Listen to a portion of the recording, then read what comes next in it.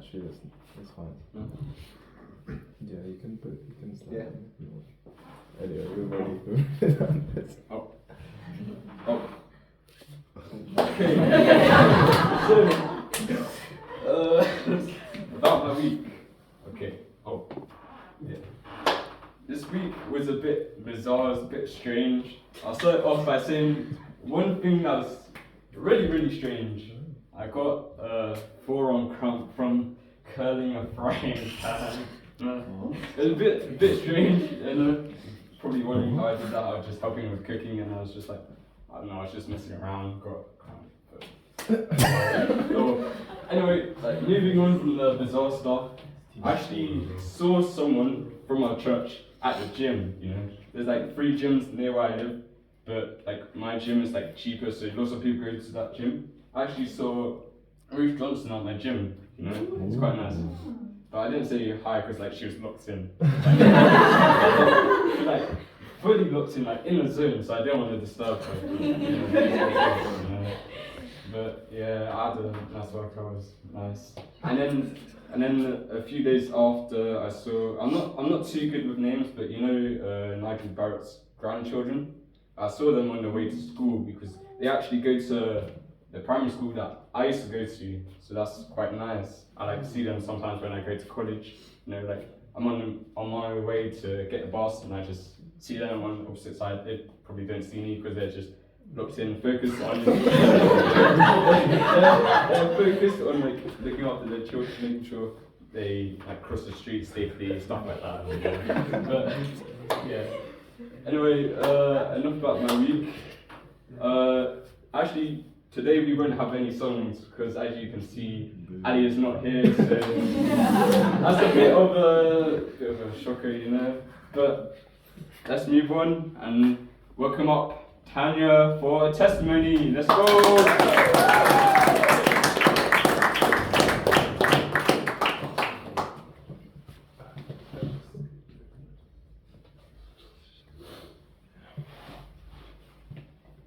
Okay.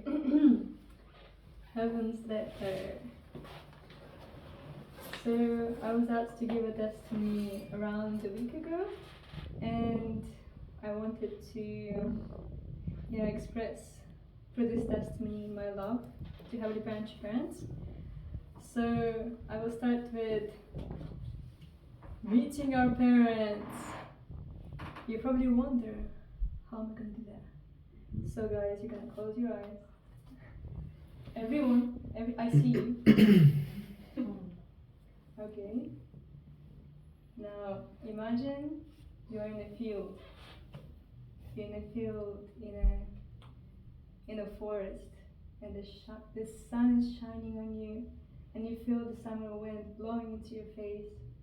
You look in the distance and you see there are familiar 2 people in the distance. Oh my gosh, that's 2 parents. So you run to them, and before you even want to say something, you take their hands, and you're so peaceful and so calm, and you don't even need to say a word because they already know everything. And they look at you, and they're smiling, and they say, thank you for your love. I'm really proud of you. I'm really grateful that you keep going, and we love you very much. So now, squeezing their hands, please let this feeling of trust from Heavenly Parent and True Parents sink into your chest. Feel this warmth and keep holding their hands. Please open your eyes. And yeah. So I wanted to practice that to be able to connect with Heavenly Parent, True Parents right now, right here. And daily life with God. So, Heavenly Parent is not in your Hundake book. Heavenly Parent is not in the prayer room. Heavenly Parent is inside each one of our hearts. And if you understand that, you can experience so many amazing things with Heavenly Parent when you feel that, oh, actually they're right next to me, right here. So I can say whatever I want, I can do whatever I want, and they'll be here and they will see everything. And I wanted to share a few of my experiences with Heavenly Parents. And yeah, I like to joke with Heavenly Parents a lot. And okay, so I have the grace of living in a decent house, so I have the prayer room, and when I go to the prayer room, instead of bowing really calmly, I just drop on the floor, and I just like, I have the Parent, thank you, and then I just shout, and then I just express as much as I want, because there's nobody, right, except for two parents and Heavenly Parent. And yeah, Heavenly Parent is my mommy and daddy, right? So sometimes I like to test the strength of my father. So when I was on the workshop in Austria, it was raining on the way from the shop, and I said to God, "Is that all you can do? Is that it?" And then it started to rain so hard. And we literally couldn't go. It was like the water out of a bucket, but like everywhere. That was very unexpected, but I was like, yeah, that's my daddy. That's my, yeah. And also another experience. Yeah, Heavenly Parent is not just in our happiest moments, but also in our most difficult ones as well. And on the same workshop, I had another experience where somehow I had really very, very difficult feelings, and it was so painful. I could not stop crying. It was just so painful. I think it was probably also from my ancestors. Something just so heavy in my heart. And I said to Heavenly Parent, I will not stop crying until you cry with me. And in that moment, when I was praying that way, it started to drizzle, it started to rain, and it rained for 3 days. And I really thought, wow, Heavenly Parent knows our sorrow. Heavenly Parent feels our hearts so deeply.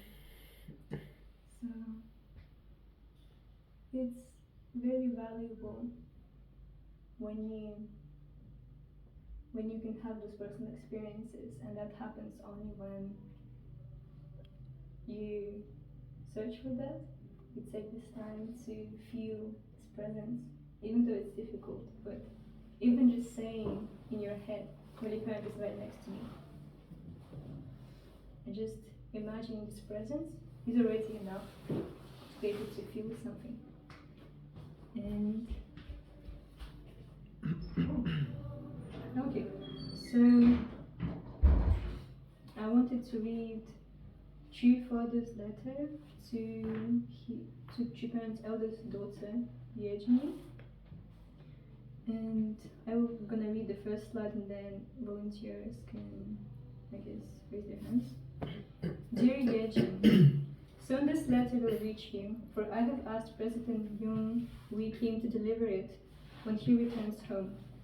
Even to take this pen and write your name brings to me nostalgic feelings for Korea. Finishing our final dinner together, the leaders will return soon. Not till after midnight did we finish, and I could come to my room. To each leader of our Korean family I wrote detailed instructions. And now it is 10 minutes past 1, a quiet and peaceful time. Anybody wants to continue? So oh, sorry, please come. Yeah.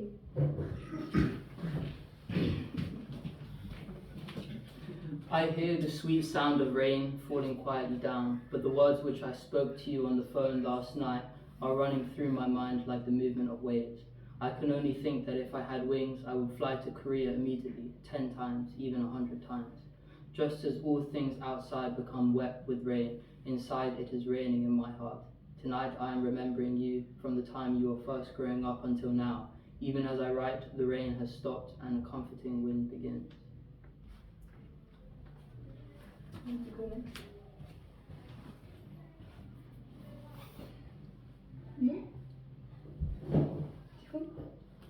Then I will just keep reading.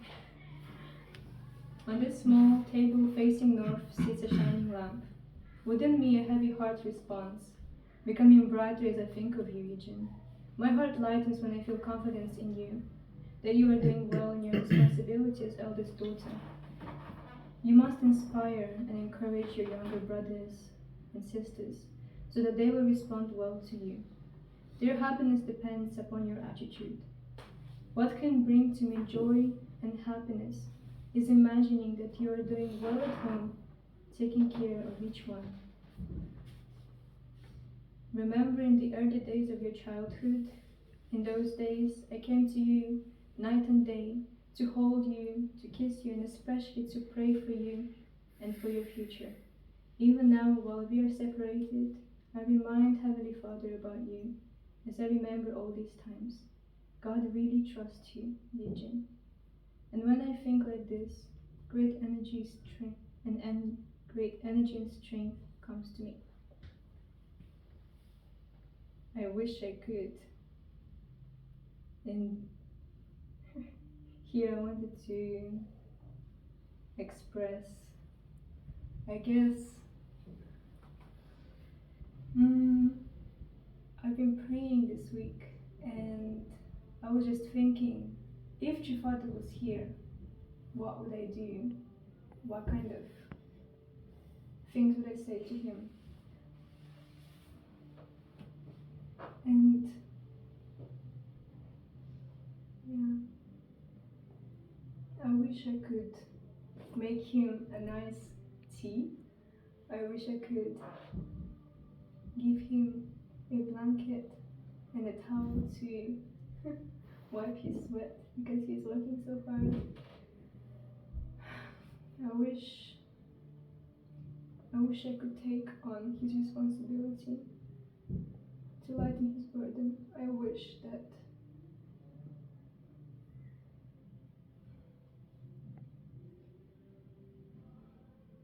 that I could laugh with him. I wish that he could be angry with me. I wish that he could scold me. I wish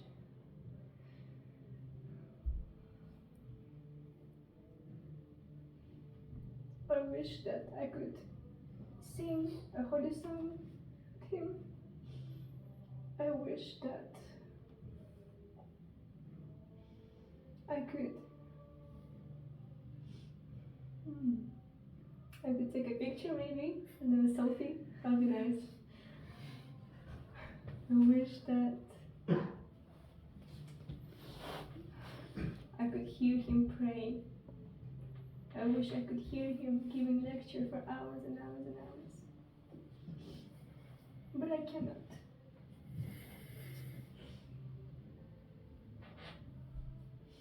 I cannot. Because he is in the spirit world. And this hurt of not being able to experience this kind of love together with him here on earth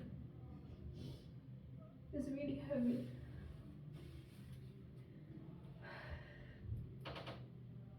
I cannot imagine how much pain Chimada feels to carry this burden by herself. There's nobody who can understand her.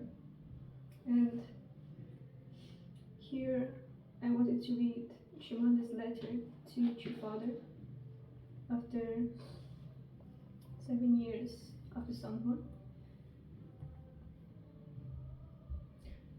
To you, true father, and to you, heavenly parent, doesn't say.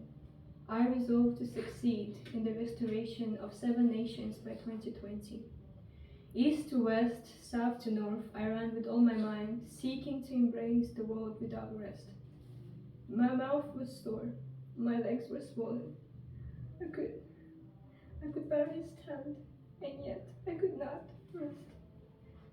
This was because, however difficult realizing the will may be, I have to keep the promise I had made to you, that I would include everything within my lifetime, conclude everything within my lifetime. I lived each day reaffirming my resolve that I would fulfill this without fail, and that to do so, I shall not change. Every time I desperately missed you, I looked at the moon for companionship and spoke to it, reminding myself of the promise I had made to you as I stood before your holy body. I will firmly establish Chanukuk by the time I ascend. Living this way, 7 years have already passed since your holy ascension. Father, you know, don't you? Following your ascension, I felt lost for words in the position where I was the only one remaining. My heart felt as if I were in a vast desert in the midst of a sandstorm, having to find a needle, yet unable to open my eyes. In that kind of environment, nonetheless, I found it. I had found it. My resolve to absolutely restore 7 nations by 2020. My resolve to register all blessed families in Chanbo 1 as heavenly tribal messiahs. These are my gifts to you, Father. I pray that these gifts, your life of Virgin for Heavenly Parent, can shine rays of hope throughout the world. Father, I love you. Father, I love you. Mother is here. She, Father, already went to the spirit world. What are we gonna do now? Are we gonna wait until she goes too? Am I not gonna take the opportunities to see Mother in person? I'm going to take every opportunity I have to see her smile, to be able to sing with her, to be able to dance with her, to be able to see her speaking, sharing her heart. I'm gonna take every opportunity I have to experience life on earth together with Mother. And I want